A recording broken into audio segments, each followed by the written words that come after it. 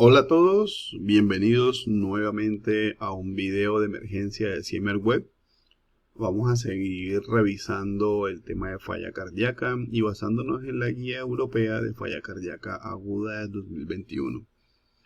En esta oportunidad vamos a hablar dos temas claves sobre qué estudios hay que solicitar en el ámbito de urgencias y qué diagnósticos diferenciales podemos pensar en el entorno de urgencias de falla cardíaca aguda. Este canal CIEMER-Web trata temas de interés relacionados con urgencias y esta serie de videos sobre actualización de falla cardíaca van a ser de gran utilidad en tu práctica diaria como profesional de salud. No olvides suscribirte al canal para que no te pierdas ninguna de las actualizaciones. Iniciamos revisando los diferentes estudios diagnósticos que podemos utilizar en el ámbito de urgencias. Por ser un síndrome clínico, el tratamiento puede iniciarse antes que se haya completado cualquier prueba de diagnóstico si se ha identificado un caso claro de insuficiencia cardíaca.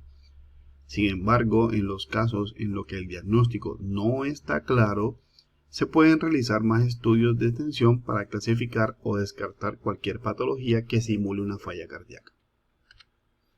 Iniciamos con uno de los más importantes, el electrocardiograma. Este se debe realizar de inmediato en cada paciente con sospecha de falla cardíaca descompensada para evaluar patrones o evidencia de isquemia coronaria aguda y también para detectar una arritmia que podría explicar el deterioro. La falla aguda puede ser la imagen de presentación de un síndrome coronario.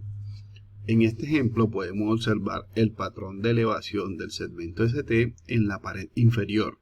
Además, hay que tener en cuenta los diagnósticos diferenciales que pueden simular una elevación del ST.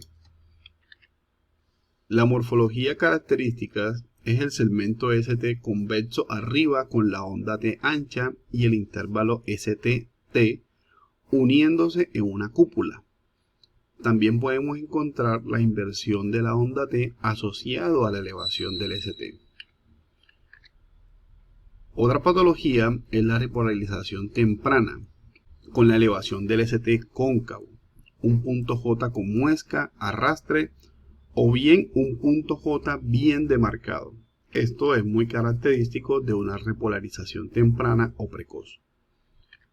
Otra patología es la pericarditis, donde la elevación del ST es cóncavo y hay una relación ST sobre T mayor al 25%.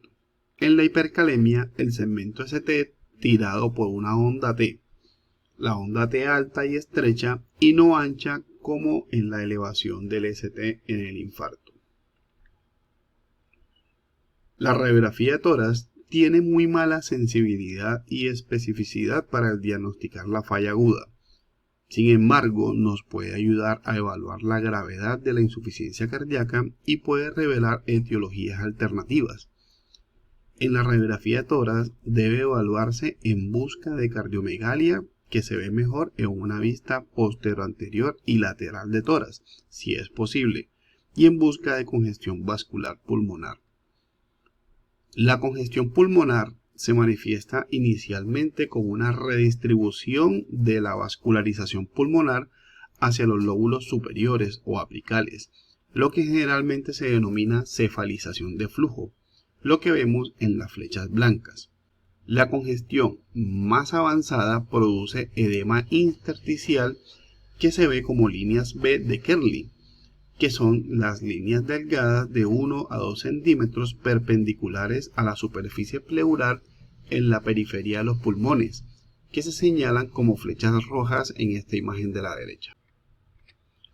A medida que la congestión pulmonar avanza, los pacientes desarrollan edema alveolar con consolidaciones bilaterales o periliares y derrame pleural acompañado. Los diagnósticos alternativos como neumonía o neumotórax también pueden identificarse en una radiografía de tórax. La ecocardiografía es la modalidad de imagen principal para evaluar la función cardíaca de un paciente y evaluar la disfunción sistólica o diastólica de este mismo paciente.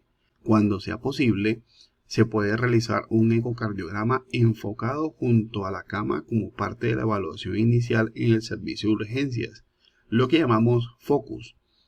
Esto para evaluar la función cardíaca general y detectar anomalías graves.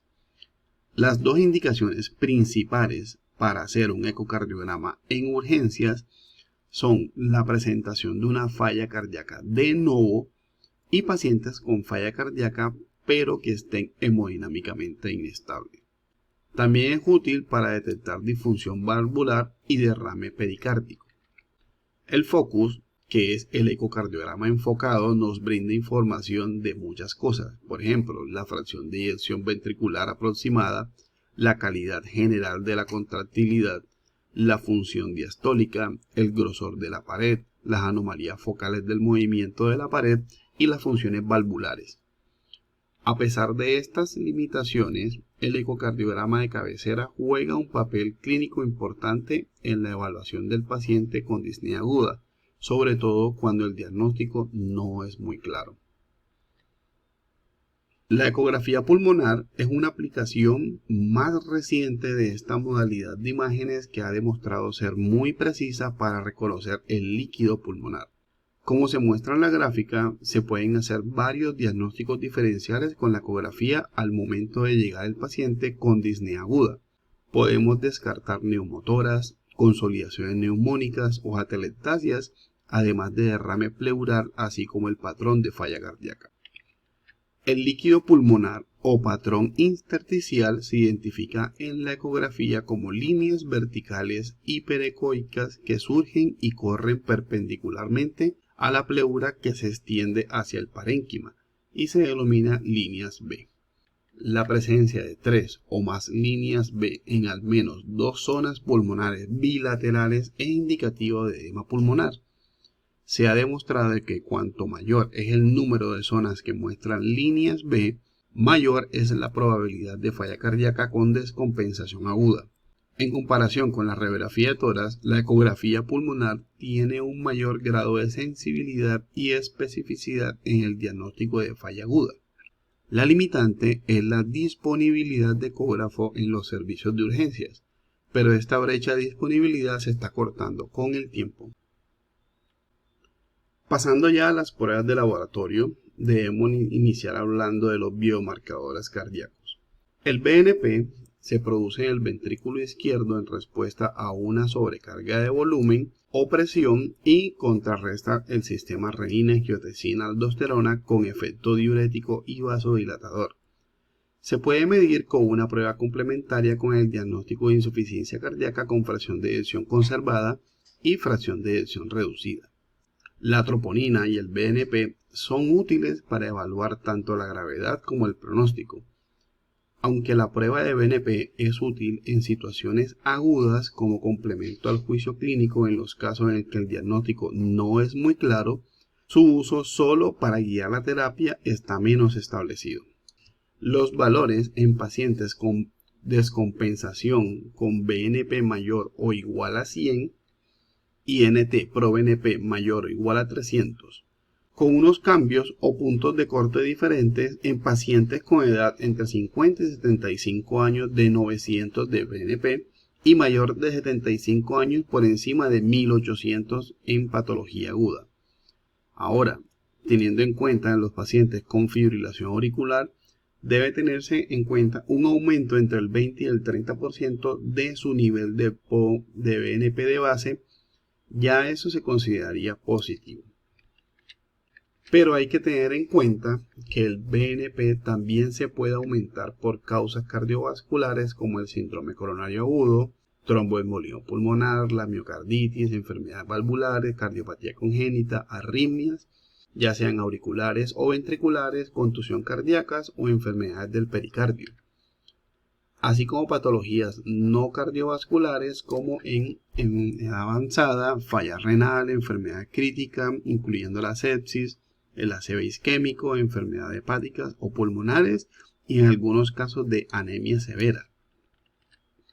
Por otro lado, la troponina es útil para la estratificación del riesgo de paciente en situación aguda y solo se solicita o se ordena con sospecha clínica de un síndrome coronario. Un nivel elevado de troponina es evidencia de mionecrosis cardíaca y puede resultar de tensión cardíaca, isquemia o infarto en el contexto de una mayor carga de trabajo ventricular. La troponina elevada sola se ha asociado con un aumento de la mortalidad hospitalaria. Los valores de troponina dependen del laboratorio que se estén utilizando en la institución donde están trabajando. Un recuento completo de células sanguíneas. Debe comprobarse un hemograma completo en cada paciente que presente falla cardíaca aguda. La anemia grave puede contribuir al desarrollo de insuficiencia cardíaca aguda y debe tratarse de manera aguda con transfusiones de sangre si el nivel de hemoglobina no es adecuado. Además, también hay que tener en cuenta el recuento de leucocitos que nos puede hacer pensar en un proceso infeccioso o inflamatorio que nos dispare el cuadro de falla aguda. Los paneles de química sanguínea, por ejemplo, el empeoramiento agudo de la función renal y el aumento agudo de las enzimas hepáticas son preocupantes para la difusión de órganos diana. Aunque estos hallazgos no son sensibles ni específicos de la insuficiencia cardíaca, se asocia con peores resultados. Los electrolitos y el estado de hidratación intravascular también deben evaluarse en pacientes con posible insuficiencia cardíaca aguda, ya que sus alteraciones no son infrecuentes y pueden afectar los resultados. Los niveles bajos de sodio pueden ser una característica de la insuficiencia cardíaca avanzada, y un nivel bajo de cloro al ingreso se asocia con resultados adversos. Hay algunas pruebas complementarias como los estudios de tiroide básico que pueden incluirse en la evaluación de pacientes con insuficiencia cardíaca nueva o inexplicable para descartar trastornos de la tiroide como la fuente de la insuficiencia del paciente. Estos estudios no son necesarios en pacientes con una clara fuente de descompensación, pero pueden ser útiles en casos si una causa es evidente. Se pueden considerar estudios adicionales para la amiloidosis, el feocromocitoma y las enfermedades reumatológicas en los casos en que la causa de la insuficiencia cardíaca de un paciente no esté clara. Sin embargo, estos estudios generalmente se realizan fuera del servicio de urgencias y aunque deben tenerse en cuenta, no afectan la evaluación y el tratamiento inmediato del paciente. ¿Cómo abordamos un paciente en urgencias y qué estudios solicitamos? Si llega un paciente con signos y síntomas con sospecha de falla cardíaca aguda, solicitamos un electrocardiograma, pulso oximetría, ecocardiograma en inestabilidad hemodinámica o falla de Nomo, química sanguínea básica como sodio, potasio, cloro, azoados, hemograma, una radiografía de tórax. Si tiene disponible una ecografía pulmonar y estudios complementarios como TSH, dímero D, procalcitonina, ácido láctico, depende de la posible etiología. Se hace una toma de péptido natriurético y se miden los puntos de corte dependiendo de la edad. Si es positivo se considera falla y si no se buscan diagnósticos diferenciales. Además también vamos a revisar los diferentes diagnósticos diferenciales que podemos pensar en un paciente que consulta con disnea y la sospecha diagnóstica de falla aguda. Siempre en los libros nos presentan una lista de patologías que pueden simular una falla cardíaca y con qué compararla. En esta revisión corta vamos a enumerar causas de un paciente que llega con disnea y sus posibles diagnósticos dependientes de los hallazgos que vayamos examinando. Supongamos que un paciente llega al servicio de urgencia con disnea aguda de menos de 6 horas de evolución. Como estamos revisando el tema de falla cardíaca, usted piensa que ese es el diagnóstico. Lo primero que se va a revisar es que si el paciente requiere de intubación orotraqueal inmediata o no. Si su respuesta es sí, proceda a la intubación y verifique si el paciente tiene distensión yugular. Si no necesita intubación inmediata y el paciente tiene ingurgitación yugular, debe pensar en falla cardíaca aguda, pero también en neumotoras, atención o taponamiento cardíaco. Aquí juega un papel importante la clínica del paciente y el uso de ecografía enfocada. Si no hay distensión yugular y se auscultan estertores, ya sean bilaterales o unilaterales, debe considerar falla cardíaca o neumonía. Si no encuentra estertores, pero sí tiene sibilantes expiratorios, puede considerar EPOC exacerbado, asma, neumonía o bronquiolitis. Si no hay sibilantes, pero sí estridor inspiratorio, considere obstrucción de la vía aérea superior o anafilaxia.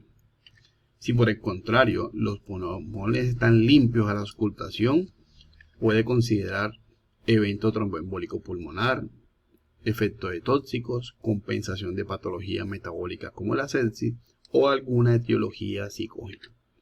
La clínica siempre será lo importante para descartar patologías que produzcan disnea, no solo pensar en falla cardíaca. Además, tenemos un arsenal de estudio complementario para confirmar o descartar otras patologías.